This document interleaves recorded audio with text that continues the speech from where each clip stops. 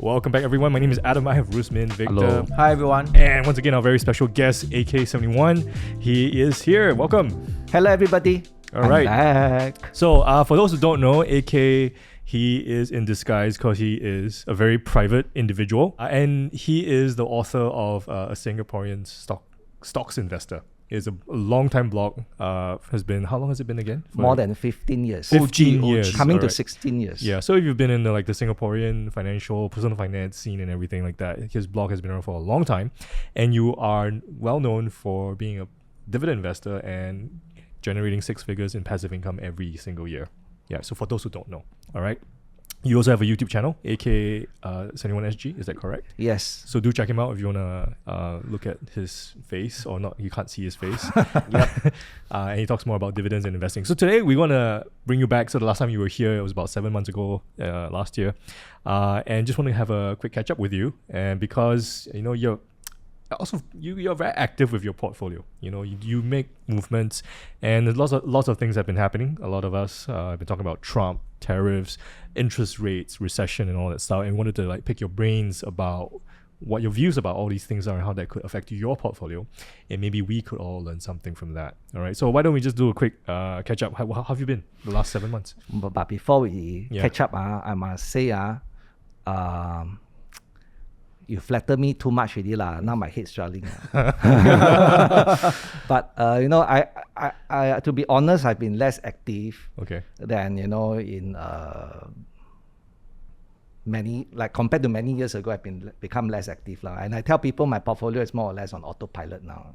Yeah, so I don't really do very much. Minor movement, but no big movements. I'm quite happy with where it is right now. Is there a reason for that? Why it became more passive? Already, is it? No, it's just well, maybe because I'm older. Yeah. But you want your portfolio to reach a point where you don't really have to make too many changes all the time, and it's still able to generate the kind of passive income that you need.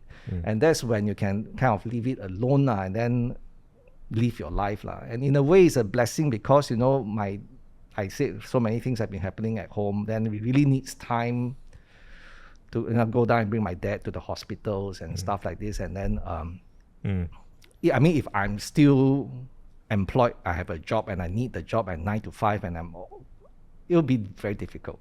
Yeah. I think from his point of view, I think he planted this seed many years ago, and now he really can feel that it bearing fruits, and you really can have your freedom and taking care of your debts and all this.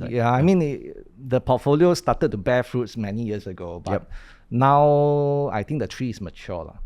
The tree is mature, and then the fruits are going to be there year after year in a quite significant number of fruits, and quite comfortable. Are you still reinvesting a lot of your dividends that you receive? The last time we had a podcast, right? Yeah. I said for the whole of last year, I was just socking away cash. I was just hoarding cash. And I wasn't buying it much. I was just buying Singapore savings bonds, T-bills and all that, and hoarding cash. Yeah. Because there wasn't anything that looked interesting enough at that kind of prices. And I said, and when I shared my passive income figure for 2024 in my blog in January this year, I actually said the title of the blog post was Prep for 2025. Prep for 2025. So the way I prep for 2025 is to have more cash. And the last time we had a podcast, I hinted at the possibility of recession in 2025. I don't know if people remember, but we said there might be a recession in 2025. But I didn't say there would be a recession, but that could be. And now it seems that the probability of a recession this year is much higher. Yeah. So if you are well prepared for that, then there will be opportunities. Okay. Yeah. All right. So why don't we give an annual update of your portfolio? What was your passive income in 2024? For those who don't know. 2024 passive income came in at about $234,000. Very nice. 234. So it's just slightly higher than the year before. Okay. Yeah. So for those who are into passive income, so this is a real life example of someone who's been building portfolio over many years. And now like Victor was saying, you're sitting on the fruits have trees mature, the fruits are coming down. Harvesting. He built from middle income. Yeah. So it wasn't because you're like a large inheritance or anything like that. No. Yeah, it was, and you're not like you're making super high salaries and stuff like that as well. Yeah. But he's too extreme thrifty. I have to say this. Nobody beats him. Nobody beats him. Right? Okay, he's too extremely. Victor likes to poke fun at me. You know. I have something to defend for AK. I think he's quite generous to his parents' allowances. Yeah. He's thrifty to himself, but he's quite generous to his parents. I try to do what's the right thing, and I like to think that I'm not too gamsiap when it comes to friends also. I think there's a difference between being thrifty and stingy. Yeah. I think being thrifty is saving money on yourself, but you still spend on your family and friends. Yeah. Being stingy is you spend on yourself, but you don't spend on your friends. Yeah. Stingy. But to be honest, I don't want my head to swell again. Yeah. To be honest, I was borderline stingy. Okay. Okay. In the early years, really, very hard to make money. And then where to find the money to invest with. And it was very borderline stingy. And I was really stingy to myself. Okay. Yeah. Okay. For lunch, I would like sometimes go and buy. Those days, you could still buy a packet of nasi lemak for 80 cents or $1. And that was your lunch? That was my lunch. Oh my. And sometimes I'll buy a bachang. Okay. And then those days, bachang, one big bachang was like $1. Okay.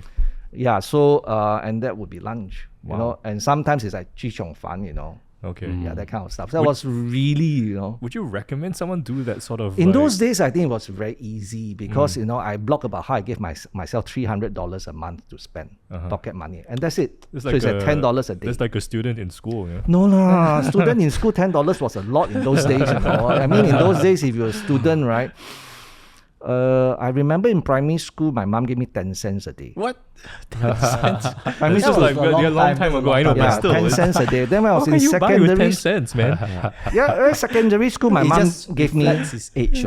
Secondary school, my mom gave me $2 a day. Okay, yeah. That's fair, but 10 cents a day? What can you do with 10 cents? 10 cents, 10 days, cents you in could those days. actually you buy. that snack. It was like, Oh no! In those days, 10 cents you could buy a plate of noodles. Seriously? I mean the child-sized plate of noodle Yeah, okay. and then I remember she increased it to 20 cents because I told her, Ma, after buying the noodles, I have no money to buy drinks. Okay. Yeah. So she increased to 20 cents a few years later. All the way to primary 6. I think primary 6 I was given 50 cents a day. Oh, okay. Yeah, then secondary school $2 a day. Actually, my life is also a story about inflation. Everyone's life is about inflation. Okay, but put that aside. Okay, so if in current environment, let's say you were to restart, Yeah. and with this kind of inflation things that's happening in Singapore, You mean now? do you think you still can do it? I think now $300 a month is very hard. Okay, Very but hard. because the medium salary also increased already, right? It's Of course. I mean, if someone can live with $300 a month now as a working adult, right? And with the sort of median salary, like you said, that's gone up, they can save a lot of money. Yep. Yeah, that would be amazing. I remember when I bought my first lot of ST Engineering shares. Those days were 1,000 shares per lot. $1.55 was my first purchase of ST Engineering shares. That was more than half of my monthly salary. Imagine that. More than half of my monthly salary. People say, crazy, you sell half your monthly salary, you go and buy shares. Now, how much is ST Engineering now? $7. Yes. Those is by now it's $1.55. 100 shares, what? Yeah. Oh, now 100 shares. Yeah, Oh, now yeah, it's 100 sorry. shares. Yeah. So now you can buy one lot, but you can't buy 1,000 shares now. Yeah, If your salary is $5,000, even if you were to spend $300 a correct. month. Oh, yeah. Yeah, so have I stumbled upon why we should have invested in ST Engineering? Okay, let's go back to your portfolio. So, you have a portfolio of like a few core like holdings that you hold on to. I believe the banks are some of them. Yeah. How have the recent events affected how you manage your portfolio? Is that a concern to you? What's happening in the US with vis-a-vis your portfolio? I don't know about whether the tariffs and stuff how they have specifically affected my investments. All I know is that I have a plan, I'm sticking to it. And what happens is that I'm still maintaining my T-bill ladder, even though the yields have come down, because it's risk-free and it's a very safe place to park extra cash. And opportunity knocks, that's when I'll deploy the money. And opportunity came in April, right? When Donald Trump had Liberation Day, right?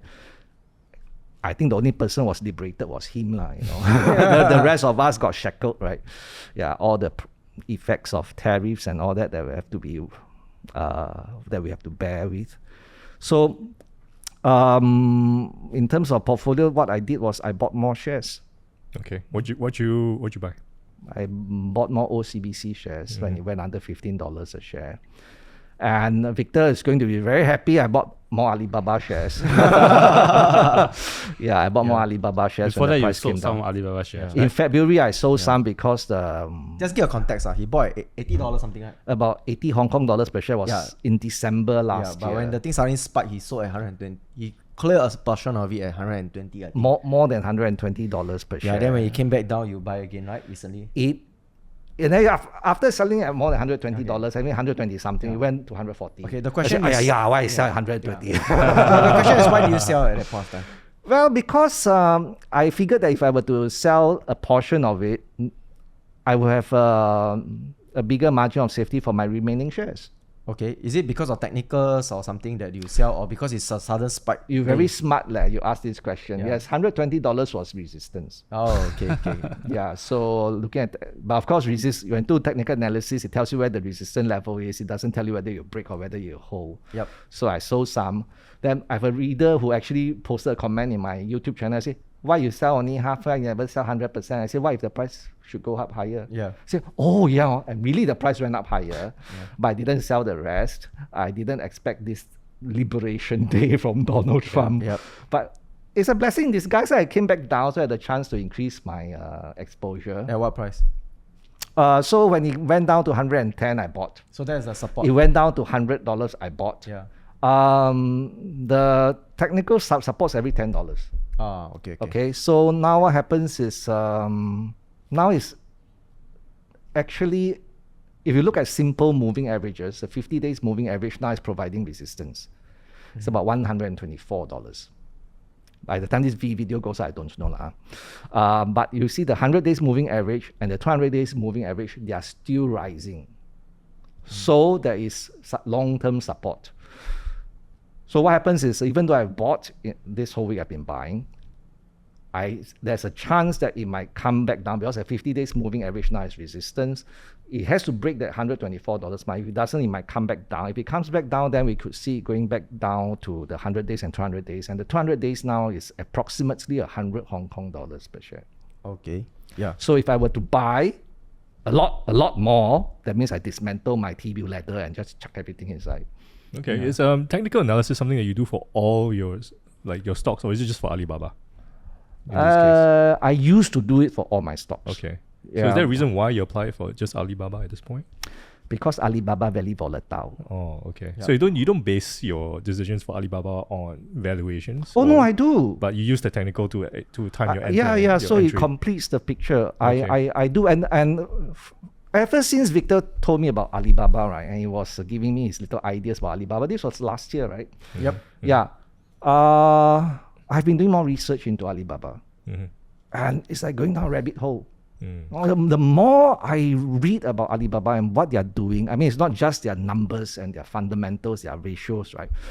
It's more, the thing that really gripped my imagination is AI. Okay. And after that, right, I went to do more research about AI. For someone who's like me, a stick in the mud to go and read about AI, people say, this one is always, what did they call me, a boomer? Always only interested in boomer stock, that kind of thing. So I'm now reading about AI, generative AI, and more recently I've been reading about agentic AI. Jensen Huang's interview. Yep. Amazing. I mean, it was eye-opener. I say, but that is like, what do you call RoboCop and all that kind of movies. They come to mind. Say, could we be replaced by all these agentic AIs in future? I think so. Then I went to check whether Alibaba is agentic AI or not. But Alibaba is mostly generative AI now. Okay. But apparently they have an AI employee. It's called AI001. And this AI employee is available to all their employees as like a secretary, AI helper. So if you're into AI, why Alibaba and not like the US tech? Because it's so cheap. Okay. So It's so that's the main cheap. reason why? I mean, you ask me whether I look at valuation, right? You look at it in terms of PE, right? Amazon is like 3 times of what Alibaba is trading at. Then you look at C Limited, maybe they're also into all this e-commerce thingy, right? 4 or 5 times PE compared to what Alibaba is trading at. It's very cheap. That's just one metric. I get so excited, I'm stuttering. I mean, then you talk about balance sheet. Alibaba is very strong. There's no chance I think they'll go kaput unless it's terribly mismanaged in the next few years. It's a cash cow machine. Yeah, it's net cash. And then for a company like this, net cash, it's quite amazing, I think, because a lot of growth companies are burning cash. Yeah. This is not. They're generating cash, and they're going to invest, $52 billion in the next 3 years into this AI thing, which is they think is their next growth pillar. Yep. Yeah. And they're doing the right capital allocation. Buying back tons of oh my shares. goodness, this entire podcast is going to be about Alibaba. I think to put in the context, his Alibaba stake, right?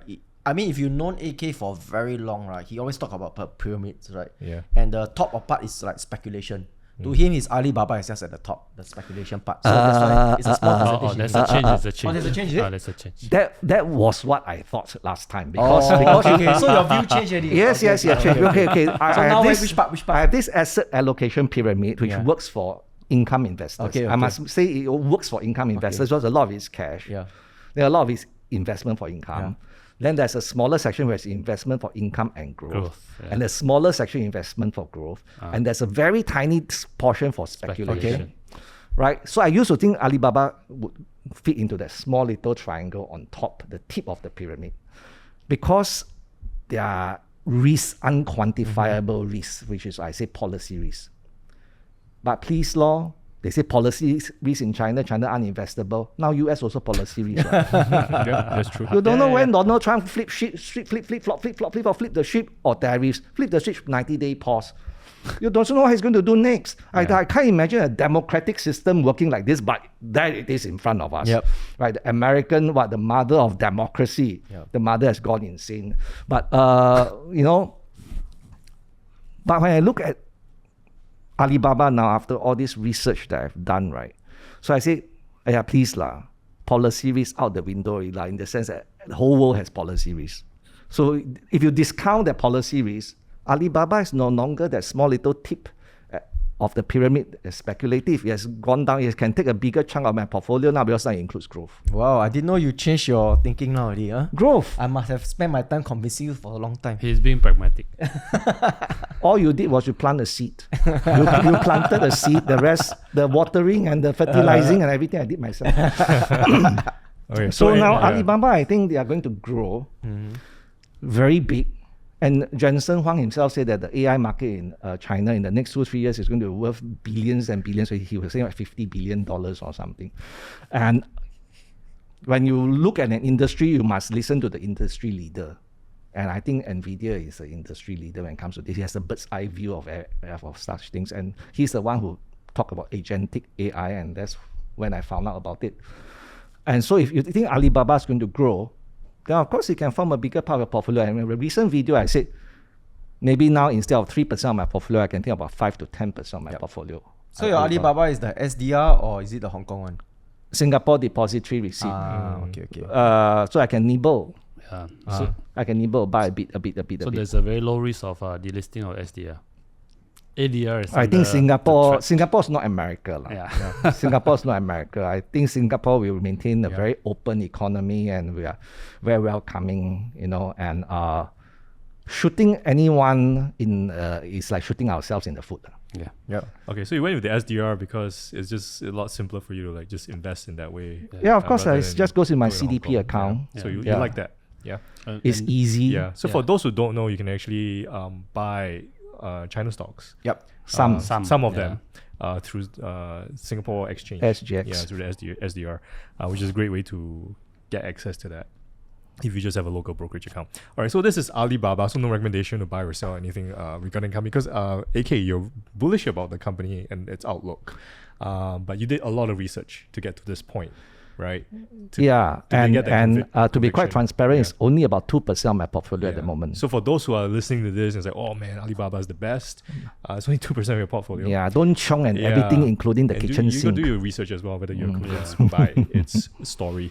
All right, so that's Alibaba. What about the rest of your like pillars in your portfolio, like your banks and your REITs? What could you tell us about? The foundation Yeah. of my portfolio would be the 3 banks. Yeah. So what would the DBS, current OCBC. view of these pillars be like? Right now? The banks, like I said in the last podcast, they'll still make money. Mhm. They always make money. Yeah, and DBS came in 2% lower the net profit because they of the global minimum tax, right? So if they didn't have the global minimum tax, then it would have gone down 2%. So I mean, the other 2 banks also did reasonably well, and OCBC's net profit came down this morning when I saw the news by 5%, but they still beat estimates. So I'm not too worried. The banks are okay. You just hold on to them? Yeah, and like I told viewers before, because when they asked me whether I'm worried about interest rates coming down and all that, I say, well, if the bank's only source of income is net interest income, then you should be very worried. But that's not the case. I mean, in their latest, all 3 banks reported amazing growth when it came to fee income. Yep. Wealth management, card fees, loan fees, 20% higher in the case of UOB. Yeah. It's pretty good. Yeah, I think that's also what the bank management in the bank AGM talk about, right? When the interest rate is coming down, they expect loan growth and also fee income, which is showing right now. Yeah, To yeah, offset the drop in non-interest the interest income. yeah, Okay. yeah. So what about your REITs? You've downsized your REITs. No, I over the didn't years, do right? anything to my REITs. But over the years, you have downsized. them. You amount mean of- over the last 15 years I have, but in the last 2 years or Still the 3 years, same. I have not done anything to my REITs. It's just status quo. Okay. Yeah, so I didn't do anything to my REITs because you asked me in the last podcast, are banks your favorite investments now? Yeah. Okay. So if I were to add to my investments, it wouldn't be the REITs, it would be the banks. Yeah, based on how they actually reward shareholders. Okay. Yeah, But what you have now in REITs, you just hold just on to holding. them. I've not adding. I can safely say in the last 2 years, I've not added to any REITs. I've not bought any new REITs. I've not added to my positions. Nothing. I've been buying bank stocks. Is there a reason why you wouldn't go more into banks, or if the REITs are not as attractive to you anymore? The prices went up so high already. So in terms of valuation, they are not as attractive as when I bought back, during the pandemic, or even the 1 year after the pandemic. They were still very attractive. But having said that, I have to be fair, if the company, the business becomes more valuable over time, it's okay to pay a higher price for it.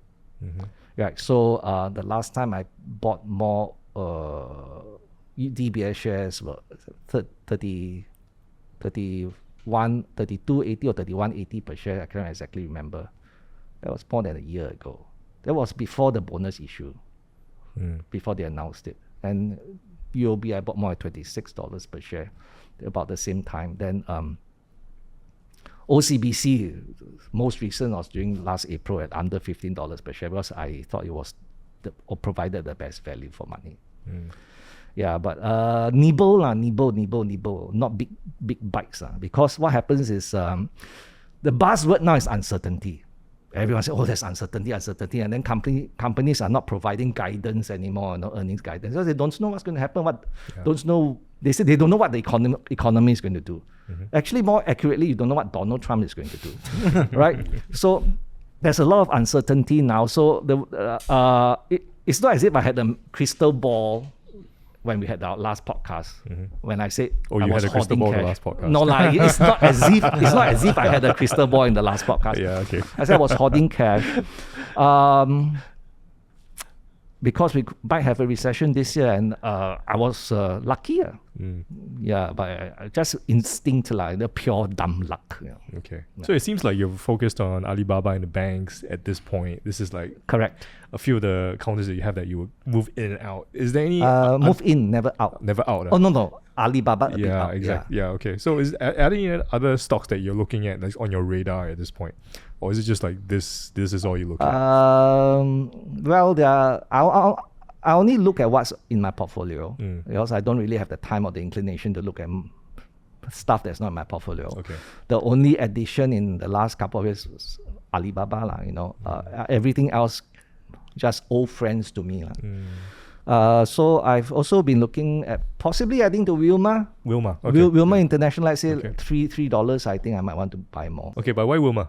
It's undervalued. Okay. It's undervalued. And blame Victor again. He said, oh, Wilmar, if you pay at this price, you're only paying for the China subsidiary, the rest you get for free. Okay. Am I right to say that? Can't remember what they are telling you. Oh, can't remember. So I suddenly forgot. No, I also cannot remember. I mean, the his name. question is that there could be a number of stocks that are undervalued, but why particularly Wilmar for you? No particular reason because Okay. it's already in my portfolio. So Oh, I'm already monitoring it all the time. So it's easy for me. Like I say, I don't really have the inclination to go and look at new stuff. Yeah. How about Bitcoin? Before coming for this podcast, I was wondering whether I should talk about Bitcoin, but since you ask, so blame Rusmina, not me. We talked about it in the last podcast. So I Yeah, want it's to bring it up. always Rusmin. Also, Rusmin talked about Bitcoin the last time, not me. He also brought up the topic. I think, like I said in the last podcast, if we can afford it, we should have insurance. And insurance has always a cost, right? Holding cost, right? In this case, right? You're not paying a premium, but there's a holding cost. That's what I said in the last podcast. So I say if we can afford it, we should have a small percentage of our portfolio in Bitcoin and gold, right? Because I think of Bitcoin as digital gold. So how do you classify it in your triangle? It's not really in that pyramid at all because this is not an investment, it's insurance. Right? So it's insurance, so it's not an investment. You don't think of like selling this to make money. You keep this because you have a crisis mentality in case all else fails. Everything else goes wrong, you have this. Why? Gold and Bitcoin, they are geopolitically neutral. Geopolitically neutral. And then if you have a failure in the current monetary system or economic system or has to do with certain political area or geographical area, whatever, these are geopolitically neutral. They are out of, they're like Bitcoin, I say, it's not in the banking system. Okay. So what is the proportion of your investment portfolio versus your insurance portfolio? Like if this was 100, how much? Well, is if this you one? want to think of this as being part of my investment portfolio, you can. I mean, it's probably something like 2 or 3%. Okay, so your insurance But is about now 2 it or has 3%. become much bigger because Okay. Bitcoin price has gone up Gone so up, much. yeah. And gold, Okay. the price of gold has gone up so much. But initially when I bought, right, it was like 2 or 3% of my portfolio. Okay. But now, I mean, you looking at Bitcoin, right, the price has gone up more than 3 times from my price. Very nice. Yeah. Gold has gone up more than 3 times from my price.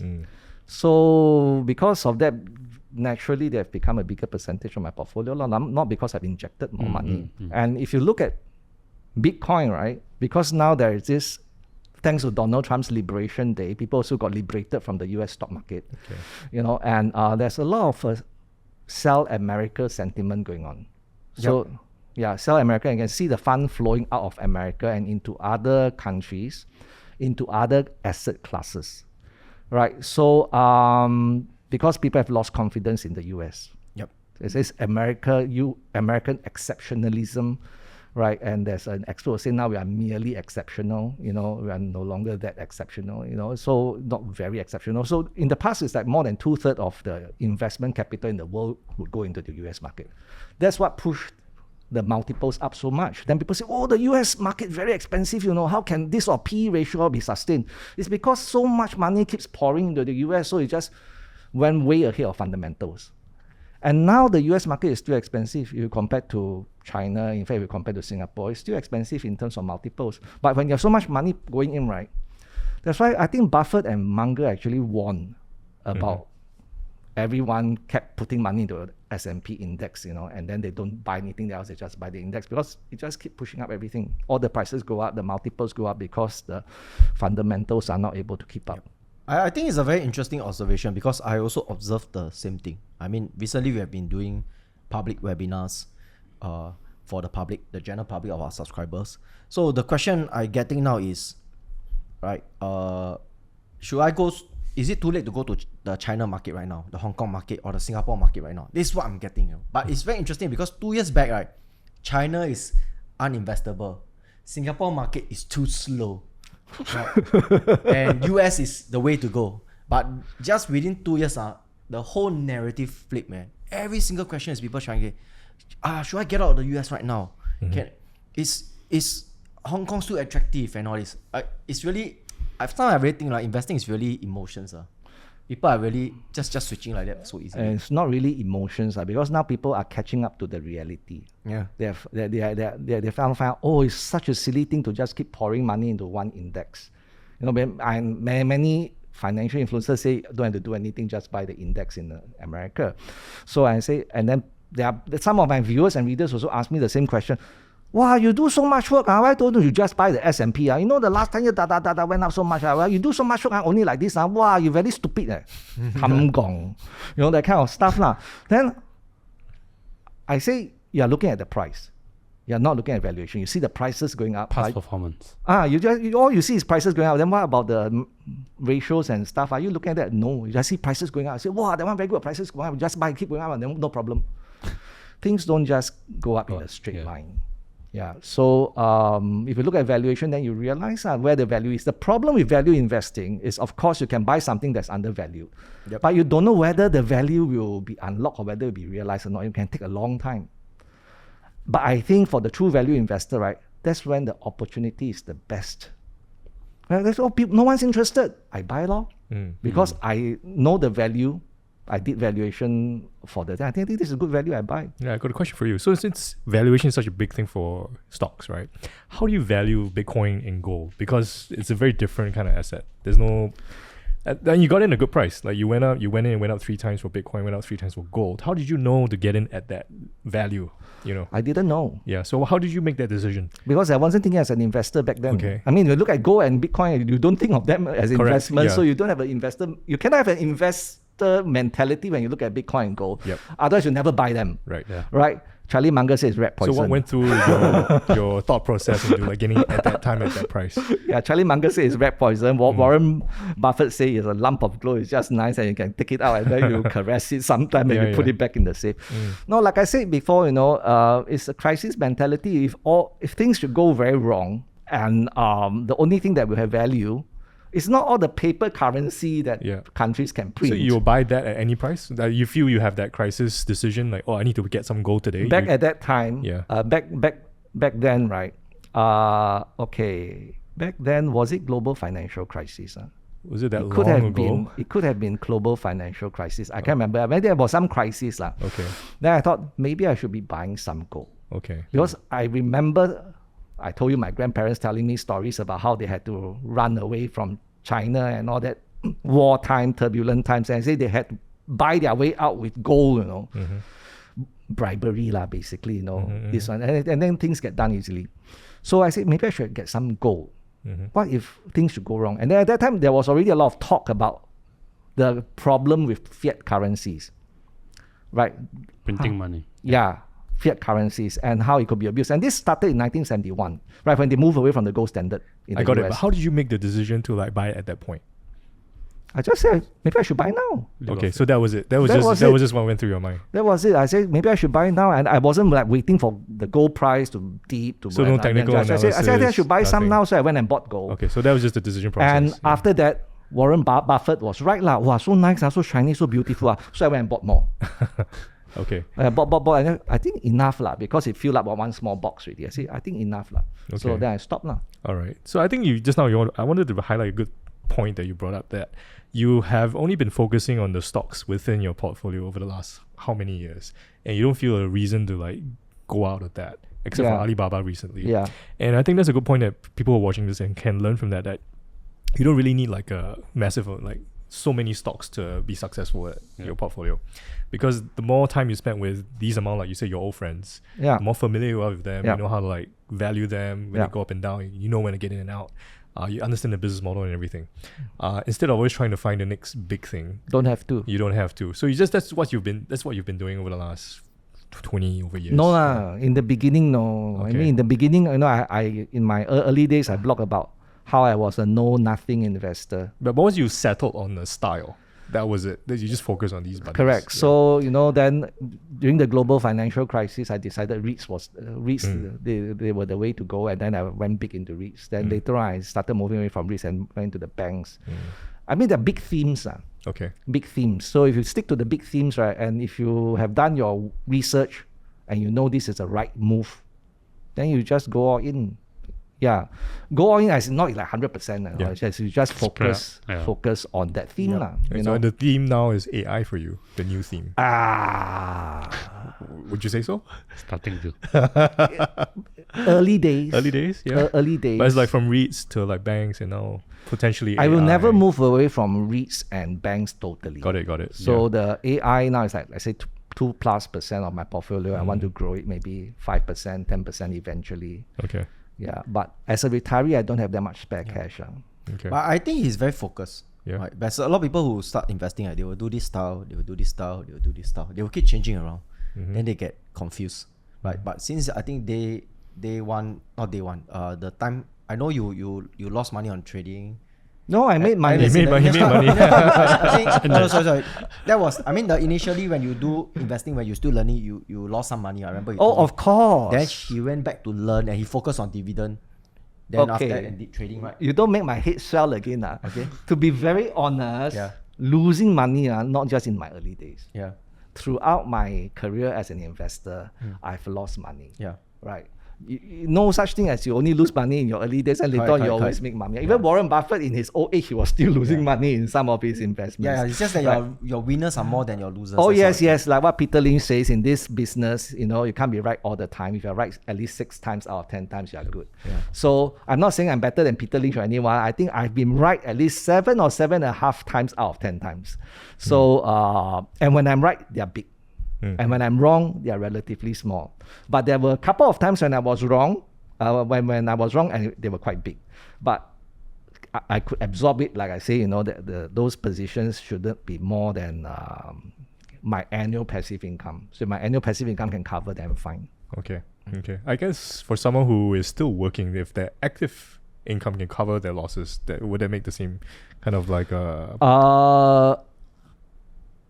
I don't know, because usually people, right, the active income, they need it for a lot of expenses and such things. Whereas passive income is additional money. But I kind of make that point because when you're still actively making income, you can afford to stomach more losses. Yeah. Because then you can just save it up and correct and invest again. But if you're Correct. like retiree, you don't have active income. It's a lot more dangerous for you to take risks. And in fact, for some people with active income, right, Yeah. like contract workers, they should not be too adventurous as well. They don't know whether they are going to have their contract next year or not, for example. Yeah. All right. So let's just to wrap it up. Moving forward, like over the next in 2025, what are you looking out for? Any risks? Any like things, danger, warning signs that you are looking out for in terms of your portfolio when it comes to macro events or whatever it is? Well, I am not cleverer than all the experts or the talking heads that you see on YouTube. Okay. I'm not a trained economist, but I can say that, the buzzword is now uncertainty. Like I say, it's uncertainties here, uncertainty there. All the companies are uncertain about the future. All the experts are uncertain about the future. There's uncertainty when it comes to earnings now because of the tariffs. And there's uncertainty in the macro landscape as well. Of course, we know what Trump has done and we don't know what he's going to do in future. But I think that the tariffs, no matter what, they're here to stay. For his term of presidency, and the next 3 years plus, you'll have tariffs, which means costs will be higher. So we expect inflation to be sticky. So and if people who are still thinking, maybe interest rates will come down many times this year, I think they will be very disappointed, especially people who are very optimistic about REITs. And they think interest rates come down, then REITs will go up chong, and then of course I think temper our expectations for interest rate cuts. Because if inflation stays sticky, like Jerome Powell refused to cut interest rate despite what Donald Trump calls. Donald Trump gave him a nickname now, Too Late Powell, or Jerome Powell is a fool, and then at one time threatened to remove him as the chair of the Fed. So a lot of uncertainty. So what would you do in when it's uncertain? What is your game Cash plan? is king. Cash is king. Cash Yeah. is king. Mm. If you have cash, you can take advantage of uncertainty in the sense That's that, true. when there's a lot of volatility and when Mr. Market will always overshoot to the downside. And if you have the cash, that's when you enter. Okay. So one final question: how much cash proportion in your portfolio right now? Still about the same as before, still about 15%. 15%. But I've been deploying it a bit, like say into Alibaba. Okay. All right. So for you this year is just show up cash and wait for the opportunities. That's what you're gonna focus on. Pretty much. I think this year is going to be a lot more relevant Mm. than last year. When you say relevant, what do you mean? Having cash Okay. will be more relevant than last year. Because last year we didn't have all this uncertainty. Yeah. Yeah, so I mean, I watched a small section of the AGM, Berkshire's AGM, Yeah. Just happened. and Buffett said that we have managed to do very well because we are never 100% invested. Mm-hmm. And if you say now I've got $300 billion in cash I have to deploy, I think that's a very silly way of investing. I'm going to wait, and when the decision is an easy one, that's when I'll make the decision. That means he's still not seeing any easy investment decision right now. So, but I think he's referring specifically to the American market, because in the Japanese market he's still buying. Yeah. Yeah. So he didn't say sell America. But what he said, right, I think is almost the same as say, I'm buying somewhere else. I'm not buying American, at least not yet. Right? So I think there are investment opportunities elsewhere now. But if you are 100% America, like one of my readers told me, and he started moving away from the US stock after he found my YouTube channel last year, and he started buying DBS and OCBC. And he told me in a comment recently that the only stocks right now that's not giving him any headaches and sleepless nights are DBS and OCBC. That's good. That's good. Yeah. His American stocks are giving him sleepless nights. So diversification makes sense, especially for us, the know nothing or know a little bit than nothing kind of investors. Yeah. Okay. Yeah. So I think that's a good way to wrap it up. Yeah. Again, no recommendation to buy or sell any of the things that AK mentioned. He's talking to himself. This is not financial advice. See, I'm talking to myself. So Victor is wearing shades because of Eye infection. eye- Yeah, it's very glaring also for my eye, so I have to wear the shades. Yeah. from Yes. Disney, right? Yeah. Huh? Disney. Disney. yeah, I just went to Disney. Disneyland with my kids, Okay. so I just bought this. That's Alright. Star Wars sunglasses. All right. So with that, that's pretty much it. Right? Yep. Okay. Yeah. So my name is Adam, Rusmin, Victor, Thank and you. of course AK. Thank you so much for joining us once again. Any questions? You can always put them in the comments, and we will forward them to you if there are any for you. Please Don't forward to me, please. I will ask you. I will ask you. I will ask you. And of course, hit the like button if you like this roundtable, and subscribe to our channel. Many more roundtables coming up. We'll see you again.